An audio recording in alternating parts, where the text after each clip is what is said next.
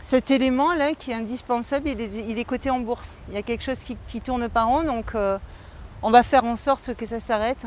Petit message à Danone.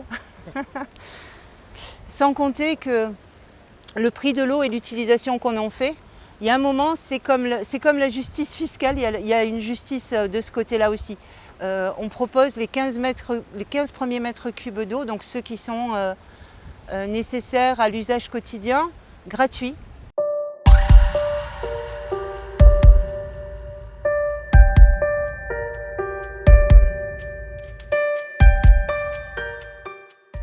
Alors là, vous avez l'Onera. Ça a été implanté, c'est une prise de guerre aux Allemands. Et on l'a ramené jusqu'ici, ils l'ont installé là. Et c'est l'Office national d'études aérospatiales. Et ça emploie pas mal de gens dans le coin. Et quand même du cadre, en grande partie des cadres, sur cette question-là. En même temps, on voit de temps en temps des gens qui arrivent de Paris, 5-6, qui viennent y passer une semaine. Voilà. Donc c'est un pôle emploi important. Et donc vous parliez de l'eau aussi. Vous voyez, ce qui était... Elle fonctionne, parce que là-dedans ils font les essais pour les avions à... Alors je vais dire Mach je sais pas combien. Donc tiens, on va s'avancer un peu là pour continuer.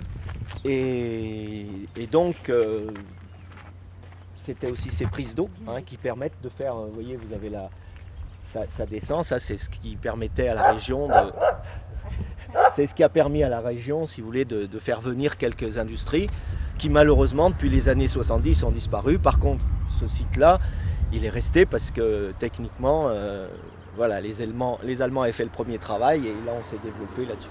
Alors il y a toujours eu des moments où on se dit l'Onera peut-être on voudrait le rassembler sur Toulouse, voilà.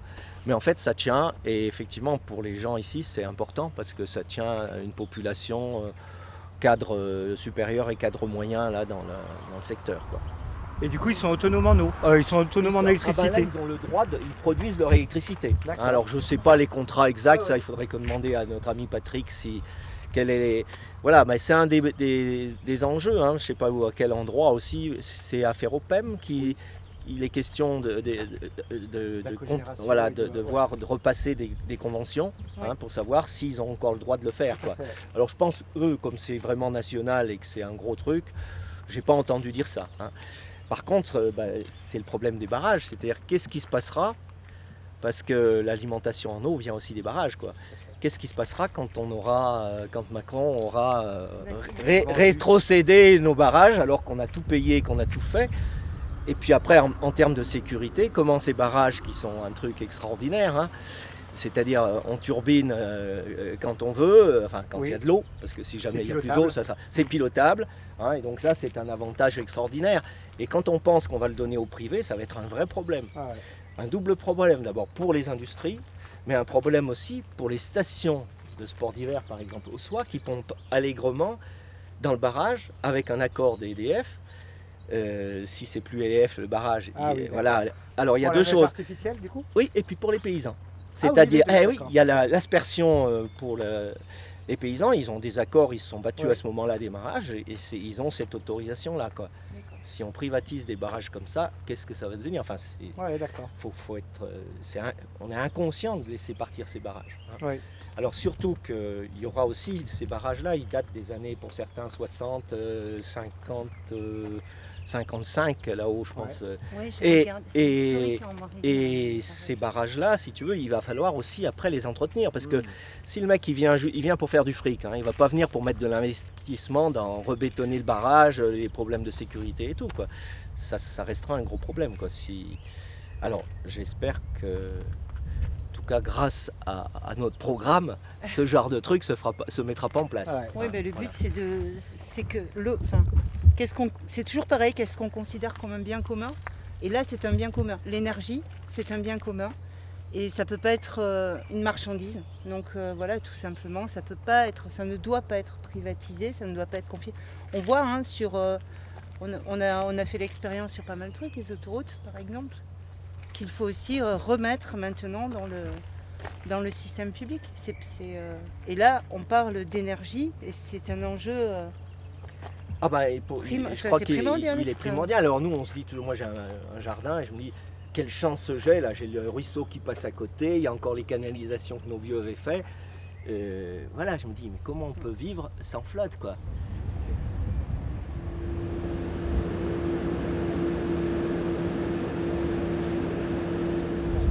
Ça y est, on va voir l'eau. Oh, voilà, on va parler de l'eau un peu. Donc ça, c'est l'eau énergie.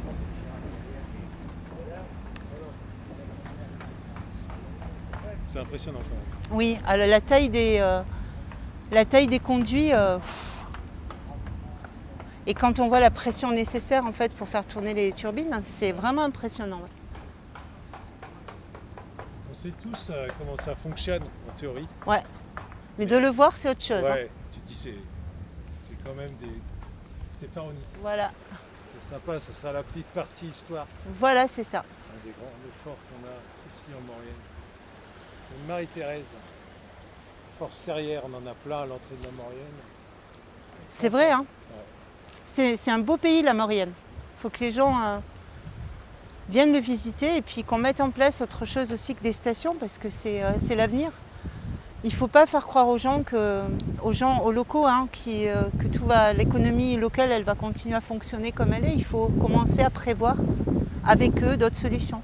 Et ça, c'est pareil, c'est ce qu'on veut faire aussi. Parce que là, on y est. Et là, c'est l'eau, la source de tout, la source de la vie. Et dire que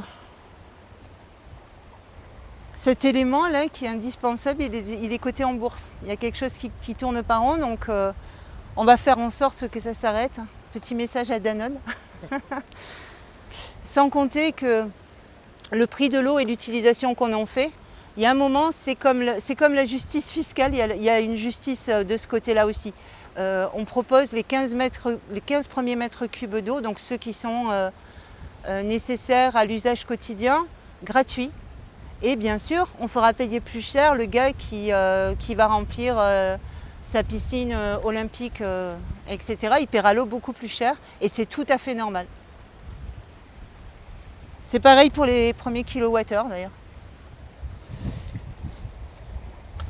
Voilà, ça c'est quelque chose on est en train d'être en difficulté par rapport à l'eau. D'un point de vue mondial, on a vu qu'on a atteint le 6e seuil, qui est celui de l'eau douce et de l'eau verte notamment, de réserve. C'est pas anodin, c'est quelque chose d'extrêmement important. On voit le nombre de départements en sécheresse. Bah, le nôtre. Le nôtre, déjà, qui est passé maintenant, ouais, en sécheresse, effectivement.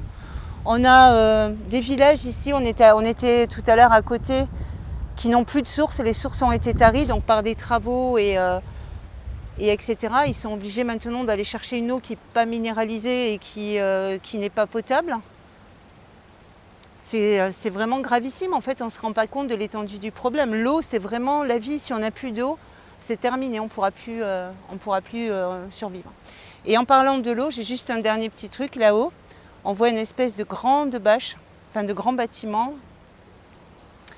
En fait, c'est un creusement d'aération pour notre fameux tunnel encore.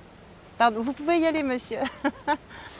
Pour notre fameux tunnel, le souci de ce creusement-là, qui est un tunnel d'aération, hein, pour un conduit d'aération, parce que quand on descend, il fait très très chaud, il faut faire des circulations d'air, c'est qu'il est à l'aplomb des sources. Donc potentiellement et certainement polluant. Or, normalement, il est interdit de creuser à l'aplomb des sources. Il y a eu une dérogation spécifique qui a été donnée pour creuser à l'aplomb. Donc on ne sait pas comment va être contaminée l'eau et à quel moment on va perdre du débit ou des sources. Voilà. Mais on va s'en occuper aussi.